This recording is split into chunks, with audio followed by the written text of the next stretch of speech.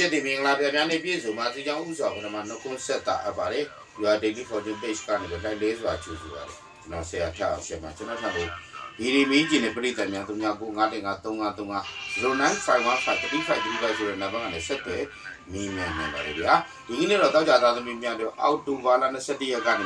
29ရက်အတွင်းမှာတရှိနေတဲ့9ရက်တာဟောစရာအစီအစဉ်နဲ့ဖြစ်ပါတယ်ဗျာ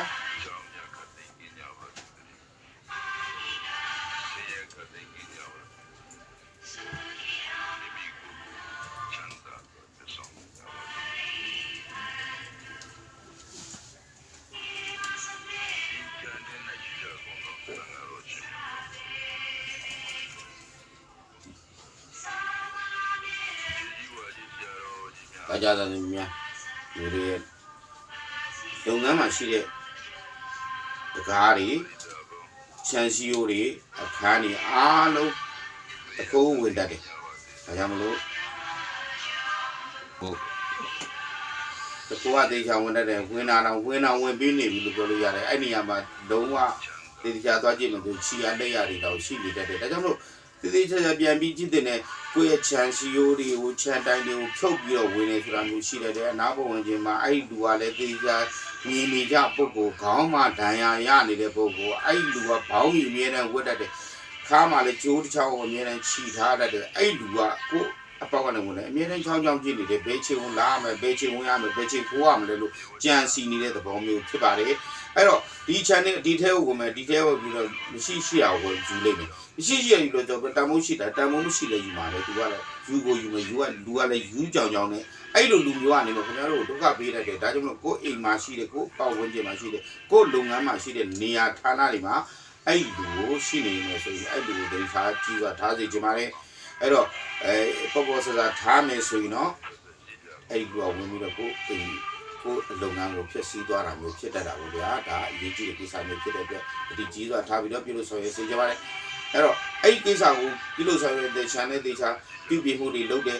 တော့လာမော CCTV တွေတက်ထားတယ်ပြုလို့ဆိုရင်တဲ့ဒါတို့လည်းပဲခိုးမှာတကယ်စိုးရိမ်နေတယ်ဆိုတော့အဲ့အနာဘောဝင်ကိုအဲ့နာဘောဝင်မှာချက်တုံသွားပြီးတော့ပြုတ်ထားလိုက်ပါတောင်းလေးမှာချက်တုံဦးလေးတူးစီကိုမြုပ်ထားလိုက်ကြအမြင်တခိုးနဲ့ချက်တုံမှာ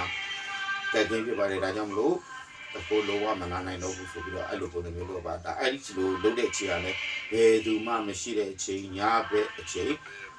မှာပြုလုပ်ပါမှာဖြစ်ပါတယ်အဲ့လိုလုပ်ကြအပြင်တခိုးမလာနိုင်တော့ပါဘူးဒီစီရင်းလေးကိုစီရင်ထားစေခြင်းပါတယ်ကိုယ်အိမ်တော်ဘက်ကလည်းကိုယ်ပြဿနာရှာတာမျိုးတွေဒုက္ခပေးတာမျိုးတွေဖြစ်တတ်ပါတယ်သူကကိစ္စတကူနဲ့ခေါင်းမှာဒဏ်ရာရနေတာမျိုးဖြစ်တတ်တယ်အဲ့တော့ကိုယ့်ယောက်ျားခေါင်းမှာဒဏ်ရာရနေတဲ့လူပဲဖြစ်ခေါင်းမူးနေတဲ့လူပဲဖြစ်အမှုသားမှာပဲဖြစ်အဲ့လိုကိုယ့်ရဲ့အိမ်တော်ပဲအဲ့လိုမျိုးရှိတယ်ဆိုရင်သူကကိုယ်ဒုက္ခထပ်ပြီးပေးတဲ့တွေလို့မှတ်ထားလို့ရတဲ့အချိန်ကြီးပါတယ်စင်ပြောင်ကြည့်ရှုပေါင်းလို့ရပါတယ်ဒါတော့အဲ့လိုမျိုးပြဿနာရှိနေကိုယ့်အိမ်တော်ဘက်ကပြဿနာတကယ်ရှိနေတယ်ဆိုရင်တော့ဂုတ်ဆုပ်နေတဲ့သူ့ရဲ့အင်ကြီးတွေကိုစွန့်ပစ်ပေးလိုက်ပါဗျာအဲဂုတ်ဆုပ်တဲ့အင်ကြီးတွေမှာသူ့ရဲ့အညံ့ခိုက်တွေပါသွားပါဆိုတော့ပြစ်လိုက်ချင်အားဖြင့်အဲ့လူရဲ့ဒုက္ခပေးမှုကိုတင်လို့ကျင်းလို့သွားပါလိမ့်မယ်ဗျာအဲ့တော့ဝေကြီးနဲ့ပတ်သက်ပြီးရင်းနှီးမှုနဲ့မှုဒီကိစ္စမှာမျက်စိမိတ်ရုံမိတ်ပြီးတော့တိတဲ့တက်တဲ့ကြောင်းကျင်တဲ့ယုံစားရတဲ့ပုဂ္ဂိုလ်တို့ကိုပုံအပ်ပြီးတော့ယုံမှတ်ပြီးတော့ပုံအပ်သွားမယ်ဆိုတော့ပြဿနာတက်တယ်ပါတယ်အဲ့ဒီလူကကျွမ်းကျင်မှုကတချို့နေရာတွေကိုကျွမ်းကျင်ပြီးတချို့နေရာတွေမကျွမ်းကျင်တာတွေရှိတတ်ပါတယ်သူကသူ့ရဲ့ကျွမ်းကျင်မှုကအလုံးအစင်းမြင့်တဲ့ကျွမ်းကျင်မှုရှိနေတော့လည်းပဲမျက်စိမိတ်ရုံမိတ်ပြီးပြုလို့တဲ့ကိစ္စမျိုးကိုသူကတိတ်လုံးတတ်ပါတယ်အရန်စွန့်စားတတ်တဲ့လူမျိုးဖြစ်တဲ့အတွက်အဲ့စွန့်စားတဲ့လူတွေကိုတောက်ပြီးတော့စွန့်စားမှုကနေပြီးတော့အကျိုးမြတ်တွေအများကြီးရမယ်ဆိုတာသိကြပြီနဲ့မျက်စိစုံမဲ့ပြီးတော့သူ့ရဲ့ယုံကြည်မှုကိုလည်းမကျွမ်းကျင်နေတော့ပြီးယုံမှတ်ပြီးတော့ပုံအပ်လိုက်တယ်ဆိုတော့အကုန်လုံးကြောက်ခဲကိုရေထဲချလိုက်ဆိုပလုံဆိုပြီးတော့ပျောက်သွားတတ်ပါတယ်ဒါကြောင့်မို့ရှိတဲ့ပတ်စံလေးမကုံရလေအောင်တင်လို့မကျွမ်းကျင်တဲ့လူတင်ဖို့ပေါ်မှာသစ္စာမေတ္တာမရှိတဲ့လူတွေပညာမတတ်တဲ့လူပေါ်မှာသွားပြီးတော့ယုံမှတ်တယ်မရပါဘူးကိုယ်တိုင်မကျွမ်းကျင်တဲ့ဒီကိစ္စကိုလုံးဝမလုပ်သင့်ပါဘူးလို့ကျွန်တော်ကတော့ဒီလိုပြောချင်ပါတယ်ဒီပြမယ်နိုင်ငံခြားဘာသာကြားလူမျိုးကြားဒါမှမဟုတ်လည်း online ပေါ်ကနေပြီးတော့ telephone ပေါ်ကနေပြီး Telegram ပေါ်ကနေပြီးတော့ user ထားပြီးချစ်ကြတာမျိုးတွေလည်းဖြစ်တတ်ပါတယ်အဲ့ဒီချစ်ကြတာမျိုးဟာလည်းဘာဖြစ်လဲကိုယ့်စီကိုအပြတွေကတော့အလွန်လှပါတယ်အပြောကောင်းတဲ့အဆိုကောင်းတဲ့ တကယ်တော့သူ့ရဲ့ဘဝကိုကောင်းကောင်းမသိပါဘူးသူကအိမ်အောင်ပဲရှိတဲ့လူလားတခုလည်းလည်းလုံလားမို့ဆိုးမလားမို့ဆိုးပါလားဘာမှမတတ်တဲ့လူလားအဝတ်စားတွေကသူများစီယူဝတ်ထားတာလားသူဝတ်ထားတဲ့ဆွဲကြိုးကအတူလားစစ်လားဘာမှမသိနိုင်တဲ့ကိစ္စမျိုးကိုတကယ်သူပြောတဲ့ဟာကိုယုံစားပြီးတော့တကယ်ပုံမှန်ယုံမှတ်ပြီးတော့ပုံအပ်လေဆိုရင်ဘုရားနေမွန်းသွားတာမျိုးဖြစ်တတ်ပါလေအပြောကနေပြီးတော့အပြည့်နဲ့နှာခေါင်းသွေးထွက်တာမျိုးဖြစ်တတ်တဲ့အတွက်ဒါမျိုးအခြေအေးမှလည်းအဲ့လို online ပုံကချစ်ကြိုက်တာမျိုးလုံးဝမလုပ်ပါနဲ့လို့ကျွန်တော်ကတားမြစ်လိုက်ပါတယ်ဗျာအင်္ဂါနဲ့ပတ်သက်ပြီးတော့ကျွန်တော်ရဲ့ပုံစံမှာကျွန်တော်ပြုလို့ဆိုရတဲ့ကိစ္စမျိုးတွေအဆင်မပြေတာမျိုးဖြစ်တတ်ပါတယ်ဟိုအုပ်ချုပ်သူတွေနဲ့အဆင်မပြေတာမျိုးတွေစစ်တပ်နဲ့အဆင်မပြေတာတွေရဲနဲ့အဆင်မပြေတာတွေသူတို့မကြိုက်တဲ့ကိစ္စမျိုးတွေစီစဉ်ဆောင်ရတာမျိုးတွေသူတို့ခြုံတွေ့ရတာမျိုးတွေဖြစ်တတ်ပါတယ်ဒါမှမဟုတ်လည်းသူတို့ပတ်ဝန်းကျင်မှာရှိနေတာမျိုးဖြစ်တတ်ပါတယ်အဲ့လိုရှိနေဆိုတော့အလင်းများကျွန်တော် ID ညာမျိုးဖွက်ခွာသားလေးကိုဖြစ်ပါတယ်။ဘာယာမျိုးဖြစ်နေလဲဆိုကျွန်တော်ပတ်ဝန်းကျင်မှာသွားတဲ့ခီးတစ်ခုမှာဒီပတ်ဝန်းကျင်မှာလက်နဲ့တွေဓာတ်တွေဒုတ်တွေပါနေတာမျိုးတွေဖြစ်နေတယ်ဆိုတော့နေများရှောင်ထွက်သွားဖို့ကျွန်တော်ကသတိပေးလိုက်ချင်ပါတယ်။အဲ့လိုမှမလုပ်ဘူးဆိုရင်တို့ကအန်ဒရေနဲ့ကျုံတွေ့ခံစားရတတ်တဲ့အခြေအနေမျိုးရှိပါတယ်။စန်စီစီစာစီပွားလုံးနေတဲ့ပုံပုံများနဲ့တို့ရဲ့စီပွားလုပ်ငန်းအောင်မြင်မယ်လို့ယူဆရတဲ့လက်တကားလုံးမှာပဲတို့ရဲ့သူတို့မှာဆုံးရှုံးနေတာမျိုးတွေရရှိနိုင်တဲ့အတွက်သူတို့ရဲ့ပြုလို့ဆောင်ရွက်တဲ့ကိစ္စတွေအားလုံးကိုလည်းဒီစာကိစ္စမှာဒီဘက်မှာအလုံးအန္တရာယ်ရှိနေတယ်လို့ပြောလို့ရတဲ့အခြေအနေရှိပါတယ်ဗျာအဲ့တော့အင်္ဂါနဲ့ပတ်သက်ပြီးတော့ပြဿနာတခုရှိနေတယ်ဆိုတော့လက်ရွက်9ရွက်ကိုထုတ်ပြီးတော့ပြောအင်္ဂါနဲ့ပတ်သက်တဲ့အင်္ဂါဂျုံနဲ့ပတ်သက်တဲ့အညံ့ခင်များပြည်ပြောက်ပါစေကြောင်းဆူတောင်းပြီးတော့လွတ်ပြလိုက်ပါဗျာဒီနေ့အညံ့ခင်များပြည်ပြောက်သွားပါလိမ့်မယ်ဗျာဘုရုနဲ့ပတ်သက်ပြီးတော့ကိစ္စတွေမှာတင်းတင်းမြင်မြင်တော်လို့ရတဲ့ရေရထားတွေကိစ္စတွေအဲ့ဒီရေရထားတွေကလည်းအဲ့ရေထားကိုစီမံဆောင်ရွက်တဲ့လူကအမျိုးသမီးဖြစ်နေတဲ့အဲ့အမျိုးသမီးရဲ့စီမံဆောင်ရွက်မှုဉာဏ်ချင်းတဲ့အတွက်အဲ့ရေတွေကအလွန်အခိုင်ခံရတာမျိုးဖြစ်တဲ့တရိษံဆိုလဲနွားတရိษံဆိုလဲရေမြင်းအဲ့လိုမြင်းတွေကမတရားခိုင်တော့မြင်းတွေရှာထွက်ပြီးတော့ခါရပက်လက်လန်တာမျိုးဖြစ်တတ်တာပေါ့တို့၎င်းမဲ့မော်တော်ကားဆိုလဲအလွန်ခိုင်းနေဥပမာပြန်ရောက်လာတဲ့ခဏမနာအောင်နောက်တစ်နာနောက်ဆက်ခိုင်းနေတော့ဗာလဲမနေ့တည်းခံရတဲ့ချိန်ခံတော့အဲ့စီမံဆောင်ရွက်မှုအမျိုးသမီးလောဘများမှုကြောင့်အဲ့ရင်ထားတွေကပျက်စီးရုံရင်းတာမျိုးဖြစ်တတ်တယ်အချိန်မတန်မဲနဲ့ပြန်ပြီးပြရတာနဲ့ရတာနဲ့ပြန်ကုန်တာနဲ့မကားမီယာမျိုးဖြစ်တဲ့အတွက်အဲ့မျိုးသမီးရဲ့မတားမလိမ္မာမှုမပါနိုင်မှုမတော်ကျွမ်းမှုတွေနဲ့အတူလောဘကြီးမှုတွေကြောင့်အဲ့ပြဿနာတွေကျုပ်တွေ့ရတတ်ပါတယ်ဒီပြမနိုင်ငံကနေအလှအပပစ္စည်းမျိုးတင်းသွင်းရောင်းချတဲ့ပစ္စည်းများပြုလို့မဆောင်ရမယ်ဆိုရင်လည်းတင်းတို့ရဲ့အလှပပစ္စည်းတွေအားလုံးဟာကလားဆန်နဲ့ဗာလေဒေဘာဝလီမျိုးမှာအိမ်မျိုးမှာဝတ်တဲ့အဝတ်စားမျိုးတွေပြန်ဖြစ်နေတဲ့အတွက်အဲ့ဒီအခြေအနေကလွန်ပြီးတော့မှ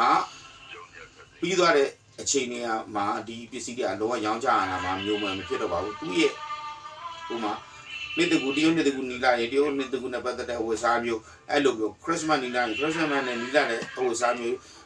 အဲ့ဒါမျိုးယာဒီဌာနဒေတာပယောဂတွေအားလုံးကိုစဉ်းစားပြီးတော့မှဒါနေကိုယ့်ရဲ့အလှပပစ္စည်းတို့တင်သွင်းရောင်းချတာမျိုးပြုလို့ဆောင်ရွက်တင်ပါတယ်ဆောင်းတွင်းမှာဆိုရင်ဆောင်းတွင်းနဲ့ပတ်သက်တဲ့အလှပပစ္စည်းမျိုးတွေကိုတင်ဖို့ရောင်းချတာတွေကအလွန်ကောင်းတယ်လို့ပြောလို့ရပါတယ်ရွှေနဲ့ပတ်သက်ပြီးတော့ရွှေဒီဝယ်လို့ရောင်းလို့ရတဲ့အခြေအနေရှိပါတယ်သို့တော်လည်းပဲအဲ့ဒါလည်းအမြတ်လည်းရရှိပါလိမ့်မယ်ဝယ်တယ်အခုပြန်ရောင်းနေဆိုတာမျိုးအခုဝယ်တယ်မနေ့ကဝယ်တယ်ညနေညရင်မျက်လို့ရောင်းတာမျိုးပြုလို့ရပါတယ်အဲ့လိုအခြေအနေမျိုးလေးလည်းရှိနေပါတယ်ဒါပေမဲ့ဘိုလ်နဲ့လည်းပဲပြုလို့ဆိုရဲလေအာနော်တင်းတင်းမြင်မြင်စစ်စစ်ဆောင်ရွက်နိုင်နေဆိုရင်အကျိုးမြတ်တွေရရှိနိုင်ပါတယ်ဗျာဇာတာပရိနဲ့ပတ်သက်ပြီးမြညာရဲ့ကိုသွားရတင်ကြတဲ့ကမှသွားရတင်ကြတဲ့ကိုယ့်ရဲ့ဆရာတခင်ကကျမကြီးမကောင်းဖြစ်နေတာမျိုးတွေကိုတိုင်းကနေသွားပြီးတော့ကျမကြီးမကောင်းတဲ့လို့သွားရမတင်နိုင်တာမျိုးတွေလည်းဖြစ်တတ်ပါတယ်ကိုယ့်ရဲ့ပတ်ဝန်းကျင်မှာရှိတဲ့ကိုယ့်ရဲ့တကယ်ရင်ပေါင်းသိနေရလေကျမကြီးမကောင်းတဲ့အတွက်သူတို့ထံကနေယောဂကုတာမျိုးတွေလည်းဖြစ်တတ်ပါတယ်ဒါကြောင့်ပညာရေးနဲ့ပတ်သက်ပြီးခေါင်းလေးကြက်ကြတာဒီပြဿနာတက်တာမျိုးတွေစိတ်မပြေတာရှိနေတယ်လို့ပြောလို့ရတဲ့အခြေအနေရှိပါတယ်အဆုံးစွာတော့ကိုယ့်ရဲ့ဆရာတခင်ကနေကိုထားခဲ့ပြီးတော့ဘဝတော်ကိုကြောင်းသွားကွဲလွန်တာမျိုးတွေလည်းဖြစ်တတ်ပါတယ်သို့တော်လည်းပဲကိုယ့်ရဲ့စာသမီးကျေးဇူးရှင်ကိုချစ်ဖို့ကိုဆိုးမြေရွေကျိုးဆိုလို့စီစဉ်ဆောင်ရမယ်ဆိုရင်သူထားခဲ့တဲ့ပညာအမွေလေးတွေကိုတော့ရရှိနိုင်တာဖြစ်တဲ့အတွက်ကိုယ့်ရဲ့စာသမီးကျေးဇူးရှင်ကတော့ကျေးဇူးမပြတ်မမှုနဲ့သူတို့ရဲ့ဆုံးမှုကောင်းမှုပေါ်မှာကိုကဆုံးဝေကောင်းမှုစက္ကန့်နေတဲ့ပုဂ္ဂိုလ်ဖြစ်အောင်လို့လေကြိုးစားတင်တယ်လို့ပဲကျွန်တော်ကဒီပြီးကျင်ပါတယ်ဗျာ ဒါကြောင့်လည်းပဲပြီးတော့ကြီးသွားလုပ်ငန်းတွေပြောရွှေမှုတွေအားရမှုတွေရှိပါတယ်အလုံးပြောရွှေကောင်းတဲ့ခီးတွေကိုတော့လို့ရတဲ့နေရာမျိုးအဆိုင်ရှင်းအလွန်လှတဲ့နေရာမျိုးပင်လယ်ကမ်းခြေနေရာမျိုးတွေသွားလို့ရတာမျိုးတွေရှိပါတယ်အဲ့တော့အလွန်လှတဲ့နေရာပေါ့ဝင်ဒီကိုဘယ်နေရာကိုသွားအလွန်ကောင်းပါလေဒီချိန်မှာတော့ဘုရားနဲ့ပတ်သက်တဲ့ခီးသွားလုပ်ငန်းဆိုတာတဲ့ပြောရွှေစရာကောင်းတဲ့ခီးသွားလုပ်ငန်းတွေပိုပြီးကောင်းတယ်လို့ပြောလို့ရတဲ့အခြေအနေမျိုးရှိတဲ့ခီးသွားလုပ်ငန်းပြုလို့ဆိုရတဲ့နေဆိုရင်ပြောရွှေစရာခီးသွား package တွေကို project ကိုပြုလို့ဆိုရပါလို့ကျွန်တော်ကတော့တိုက်တွန်းချင်ပါတယ်ဗျာစနေနေ့နဲ့ပတ်သက်ပြီးပြုလို့ဆိုရမယ်ဆိုရင်နိုင်ငံရေးချာဥရောပနိုင်ငံတွေကိုသွားမယ်လို့စစ်စားဆောင်ရထားတဲ့ဒီမျိုးများအသိဉာဏ်ပြုလို့ဆောင်ရနိုင်ဖို့အရေးကြီးပါတယ်အဲ့ဒီခွင့်ကိုလည်း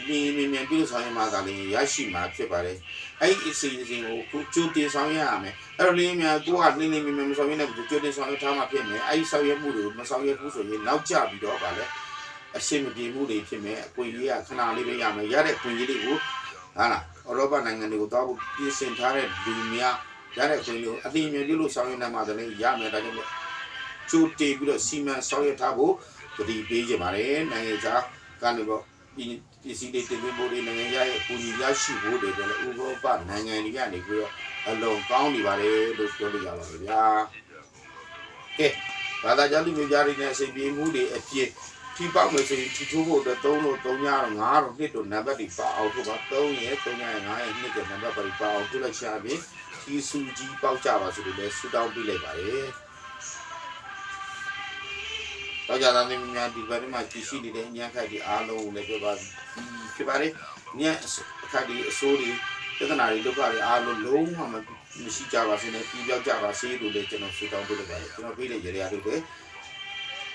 တိချာချာယူနဲ့လောက်ကြဖို့လည်းကျွန်တော်ကနေပြီးတော့ပြောပြချင်ပါတယ်ပြောလိုက်ချင်ပါတယ်သတိပေးလိုက်ချင်ပါတယ်ရေရာတွေပြီးလို့ဆိုရင်ကျွန်တော်ညခတ်တွေပြီးပြောက်ကောင်းတဲ့လူဆန္ဒမှန်တယ်ပြည့်စုံပါစေကြောင်းလည်းဆုတောင်းပေးလိုက်ပါတယ်ဗျာတောက်ကြနေတိုင်းဆုံးပြေးကြတယ်လေပြောပါပေါ့